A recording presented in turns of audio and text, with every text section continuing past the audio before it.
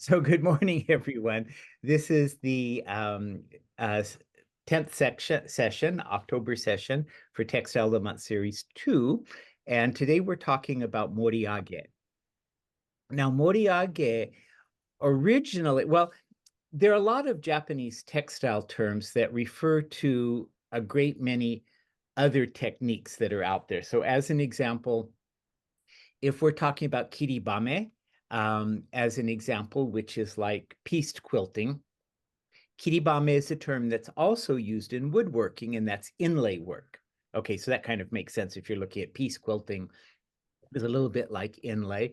And in this case, moriage literally means piling up or building up.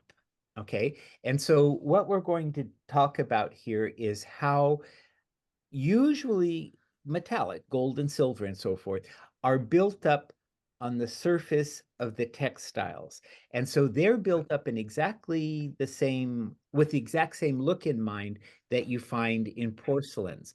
So this is a type of Japanese porcelain called moriage. It was especially popular going all the way back through the end of the Meiji period and through that period where Japan was exporting so many things to the West. And you still come across them. They were pretty much in production all the way up through World War II and not so much after that. Now, this is not technically a porcelain piece. This is a, oops, let me back up there. This is a shell. For those of you in California might know what a Pismo beach clam looks like. It's fairly large. It's about this big, okay? And this type of shell was used in what's called kayawase. So if you've participated in the Hina class before, you'll know that there are these two shells that come together and they open up, and they're often used for felicitous occasions, like especially weddings and things, where the idea is that this couple is so well matched, they're well matched in the same way that any clamshell will only match its mate. You can't take the half from this one and try to match it up with another. They never ever match. So that's what this is. It's also part of a shell game called Kaiowase, in which you have the illustration on the poem on half of the shell, and the other half of the shell has the poem written that matches up. And you know you've got the correct answer because the shells match when you put them together. So this is not porcelain. This is all done with exactly the same materials, really, that we're going to be using on the silk itself. It's built up in this case with shell, and then the gold leafing is applied over the top, and that's what gives it the texture. So back to the porcelain now. You can see that the gold leafing, all of this texture is built up to give relief and a little bit of interest to the porcelain. Again, you don't see these so much more nowadays. So this is a back of what's called a maneki neko, a cat in Japan that welcomes people. And you can see all of the texture work that's been done on it. Okay. This is usually done after the first firing as a low fire or simply as a paint, like China paint would be put. This is a kimono from my collection. This one's a bit rubbery, and so that's something I also want to talk to you a little bit about, are the kind of binding agents that are used. So you can use, well, we'll go into that in a minute. This particular one is a bit rubbery. It almost feels like one of those Star Wars t-shirts, with all the glitz and glitter on it. Um, as a matter of fact, when you fold this kind of kimono away and unfold it, sometimes there's sort of a disconcerting ripping sound. It's not really ripping, but the layers of acrylic have stuck together and you're pulling them apart. So normally you have to put sheets of tissue between each layer to keep that from happening. So we have everything from the old traditional methods to the modern acrylic methods, and some work better than others. Okay. But if you look as I run my hand under this, you'll be able to perhaps better see the texture that's in there. So you can see the flowers themselves, the clouds that are in it, the mist, the fabric, all of those are very highly raised. Okay, now maybe this is a better shot. So you can see the texture of the fabric here. You can also see the texture of the fabric here, but it's the gold laying on top of the texture. But then there are other sections in which the texture is entirely obliterated, and that's because of the thickness of the medium. That is beautiful. Okay, you get a little bit of sense. Um, it is quite beautiful. This particular one is just a little bit clunky compared to the one in back of me, as an example. It's a little bit more modern piece. It's done with heavier acrylics so that it does have more texture, and it is quite beautiful, but it loses the softness and the suppleness of the older traditional ways. So here we're going into an artist preparing for it. What he has is the bolt of fabric that has a scrap piece attached to it, so he can run it through these two rollers, through the roller, a sort of a conveyor belt style. Let me back up just a moment again. He's running it through the table, the little kotatsu that he's sitting at, and this back beam. So this section in back is a little bit like the back beam on a loom, okay?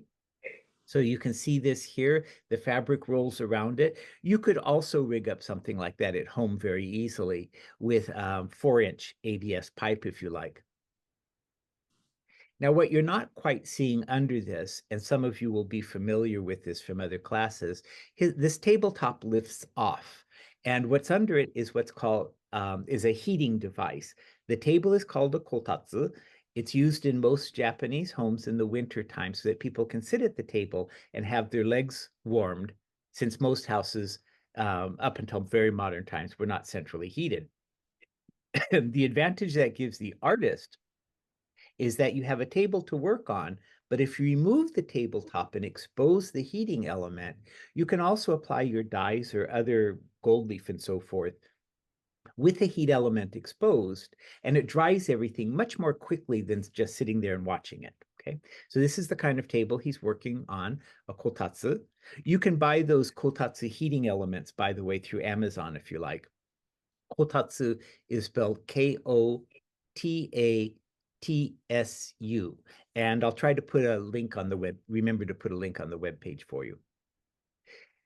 Now he has it's basically, again, an acrylic paint, okay? There are traditional ones where you're mixing powdered seashell, gohun, with nikawa, which is a type of gelatin. But in this case, he's using a very simple matte acrylic, which he intends to leave on the fabric, but apply colors on top of. Now he's just running it through a real simple screen, like a silk screen design, to put his basic image down. And you can see that in white on top of the peach fabric. So the next step for him, and it may be a little bit difficult to tell what he just did there, he's pulling away a sheet of frisket. Frisket is a vinyl, like contact paper. It's clear. He's laying that on top of the fabric, and you'll see what he does with it here in just a moment. He's going to take a knife and very carefully cut around sections of the design and not the fabric. Okay, you don't want to cut through the fabric, but you cut around sections of the fabric that you want to expose. Any place the plastic remains is going to be protected. Any place exposed is vulnerable to the next step. Now, his next step, again, is applying a bonding agent in this case. It's not color, but it could still be acrylic if you're interested in doing it at home. He's applying a bonding agent and then peeling away the remaining plastic. Now, the plastic that was in place kept the acrylic paint from adhering to the fabric in that section. And of course, any place that was exposed took the paint. And while it's still wet, he's going to go ahead and apply some gold leaf and such to it. Okay. So in this case, he's using real gold. It is leaf.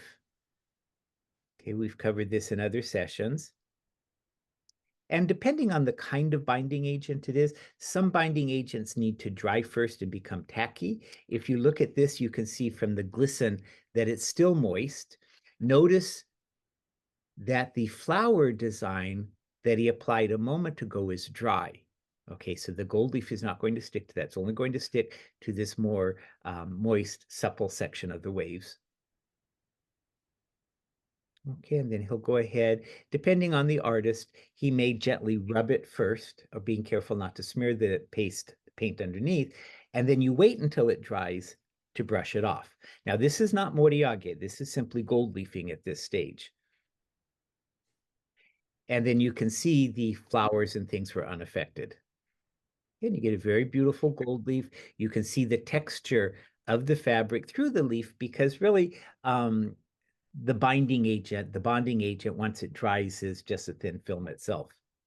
So the next thing he's going to do is take that same bonding agent, whatever he's using, and it could be an acrylic, okay? He's going to take that, put it into a blender, and mix it with some pulp, some filler. And so to me, I don't know precisely what he's using. Different people have different favorites, but it looks like some kind of a cotton pulp, like batting or something like that. But of course, it should be very short fiber and not matted whatsoever. You want it to blend completely. Make it like a smoothie, as an example. Okay, now he's inserted that paste he just made, that bulky fibrous glue. He's inserted it into his drawing tube. This is the same tube you would use if you were doing tsutsugaki or the other kinds of yuzen for the resist. And notice what he's doing. He's going in around those white lines he screened earlier, and he's building up some islands of this paste. Okay. Now, the reason for putting the filler into it is so that when it dries, it's not going to dry all the way down as it did with the gold leaf and expose the fiber. Instead, what it's going to do is leave a mound of substance there over which he's going to apply gold, and that will give the high relief. Okay, now in some cases, he's also using yellow tinted or metallic tinted. And now you can see what he's doing is going along and brushing in gold dust over the top of it. Gold are little teeny tiny flakes as opposed to actually dust, okay? Once that's dry, he can brush it off. You can use different colors of metallics. You can use ones with a little bit of iron oxide to make them red. You could use silver, platinum, whatever. And let me back up again. Notice the tube he was using. Um, let's see. Hang on just one second here. Okay. If you could all turn off your microphones, please, that would help, okay? I'm not at a point where I can do that for all of you, so put yourself on mute, please. Okay, so what he has here is a tube. The tube it's actually made out of bamboo, but it's a little bit like a toilet paper tube with, say, a nylon stocking stretched across the bottom. It has a copper screen on the bottom of the bamboo. But when you put your gold inside, your scraps of gold from gold leafing. Remember a minute ago, he laid the sheet down and he brushed everything aside? Well, that's not scrap. You save that. That goes in the tube, and then when you push a brush inside the tube and jiggle it, the dust comes out the bottom and wafts down onto that still moist, still tacky application that he did with the cone. Okay, now, once it's dry, he can go back and brush it off exactly as he did with the gold leaf. So now what you're seeing here, excuse me, the raised section here that looks like cording almost is the thicker pulp saturated medium that he applied with the cone a moment ago. The section in between is an area where it looks as if he went back and applied more bonding agent, perhaps the acrylic. And then while all of it was tacky, he dusted his gold. And so the area that had the thin film now seems to be recessed between the raised areas. The raised areas maintained their cord-like thickness and kind of give the same effect that couching might give without the same kind of labor. Okay. So you can see now the waves that were done earlier that have a flat mirror-like sheen to them. If you look at the silver or the gold, you can see the more corded, defined areas, which are the raised sections with that pulp impregnated medium he applied with the cone. Okay. And then the areas in between the leaf and the petals are flat again, just like the waves, to give you a more mirror-like. So it's that dynamic of the flat mirror-like reflection with the rounded three-dimensional feeling. And then if we go over to the bellflowers here, they were the ones the areas in which he was applying a thicker sort of whole island rather than having the pulp saturated bonding medium do just the outline.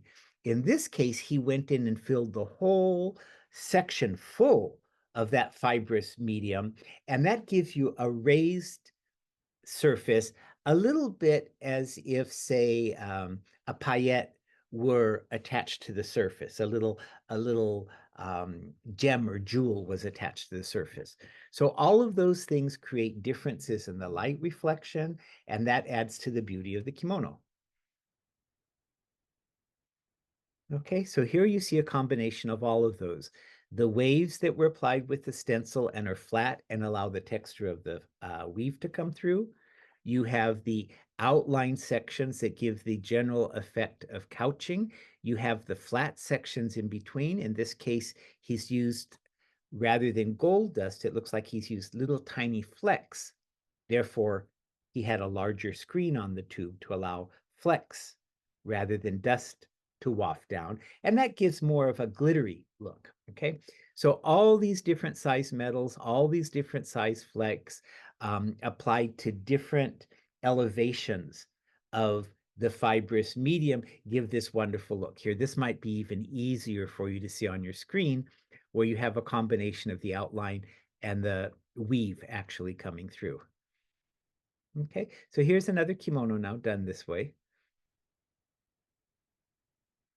Okay, and of course you have to allow for the seam allowance and so forth.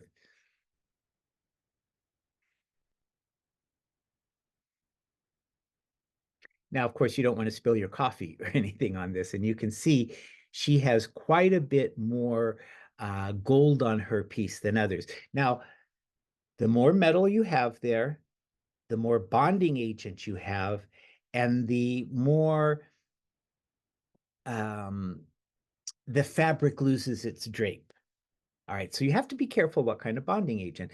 In the old days, they used a combination of nikawa, as I mentioned, which is the gelatin, and sometimes they would add funori, which is a seaweed to it, and sometimes not. And they would apply that to the fabric. The problem with that is it is very stiff. And so when you had large surface areas covered, basically that moved intact, like an island. So the whole fabric might be wafting and floating, but that little rigid part stayed as if you had, well, you had glued a solid piece to it, which you have.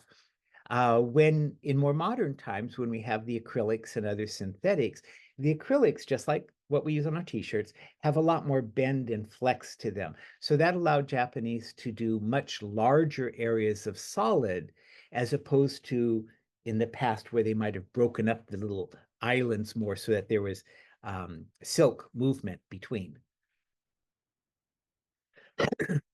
Excuse me. And again, the thing I want to point out is even though I'm saying gold, there are all kinds of gold, just like we have Black Hills gold here. And so there are red golds, green golds, yellow golds, and so forth, depending on what impurities they have. And the Japanese will use copper, they'll use platinum, different shades of gold, and so forth. So the entire piece can be gold, but still quite lively and colorful. And then in addition to that, what they'll quite often do is use this fibrous bonding agent with body to set in other items on the silk. So as an example, we covered the mother of pearl at one stage, and very often the mother of pearl is a very thin layer and is glued in and of itself, but it can also be set like a gem. So when you think of like a diamond being set in a ring with the little brads holding it in place, very often this thicker gold bonding agent will surround little chunks of shell and come up slightly over the edge and hold them in place on the silk. And sometimes this is done with pearls and other things as well. Not real often, but it is a common way of dealing with the mother of pearl on kimono. And here, this highly skillful artist is using his cone and this thickened bonding agent. But in this case, the bonding agent also has the gold blended in already. Okay. Now, he has gold blended in. He can also go back over the top and add more gold to make sure that the surface of the binding agent is really gold. But sometimes things flake off. And if they flake off or wear off, you don't want some odd white color poking through. You still want gold. So very often gold will be put into the paste, or the paste will be dyed a gold color before applying it and before the gold leaf is applied. Now, what he has here is not real gold. What we saw earlier with the little sheets that he was taking away, that was real gold, or it could also be fake, but it looked as if he was using real gold. This comes in larger mylar sheets. And so he can do a very large area, and it's all printed out on the sheet. The gold film, the gold colored film is printed on this mylar sheet.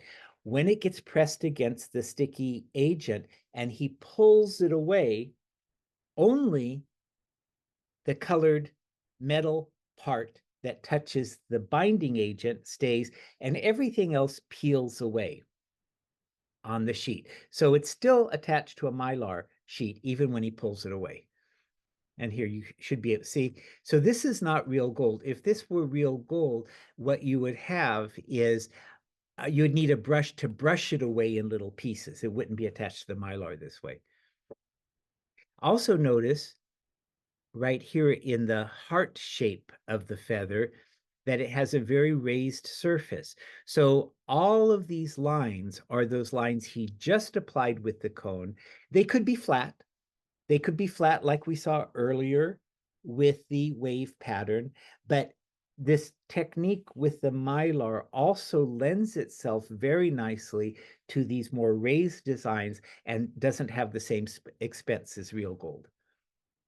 And then what you can see right in here, this one doesn't seem to have it, but very often on a peacock feather design such as this, with the raised design, you'll have a little tiny piece of mother of pearl. Okay, and that beautiful abalone shell iridescence will be shining out. But actually, it looks like he might have that in this segment here. That has a hardness to it that dye shouldn't have. So that may well be, yeah. I don't know if you can see this on your screens, but this does have a something inserted, something hard, rigid, like a gem or something.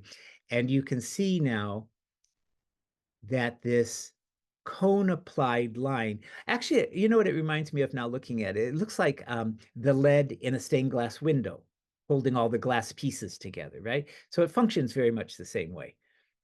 But isn't that just absolutely gorgeous? It adds a whole wonderful dimension to the silk that you wouldn't have otherwise. I'm going to stop again for a minute. We've talked before when we're dealing with Yuuzen and other textiles that very often the Yuuzen dyeing is done on top of a woven pattern, a jacquard, okay, called rinzu. So when it's on top of a jacquard, regardless what the actual pattern is, when the wearer moves, what you do is you get a reflection of the light from the dyes. You get a reflection from couching or moriage, if that's the case, but you also get a very complex reflection from the actual weave in the jacquard. And that's very typical in Japanese kimonos because all of those different textures reflecting light differently add to a very complex and rich experience with the textiles. Okay, now here you can see one that has quite a raised design on it, okay, with this phoenix. It almost seems raised like the porcelains we saw earlier. Okay, and here's another piece where the tiger himself, excuse me, the tiger himself is all hand painted or dyed, Yuuzen style, and then all of the texture of the pine bark and the needles and everything are applied over the top. to really make the tiger recede into the background. And here we have two lions. The background is a beautifully shaded range of metallics, and the little cowlicks on their fur are raised with the Moriage technique. And the eyeballs are mother of pearl sitting on top of the surface. Okay, again, another lovely peacock done the same way with mother of pearl. Okay, and this is now you'll each have a slightly different version of this, but this is the sample that was in your collection or some variation thereof. And you can see the screen printed section here, okay, that's sitting on top of our weave. You can see the raised portion outlining this fellow, and then you can see the different textures within the flat area that are still raised.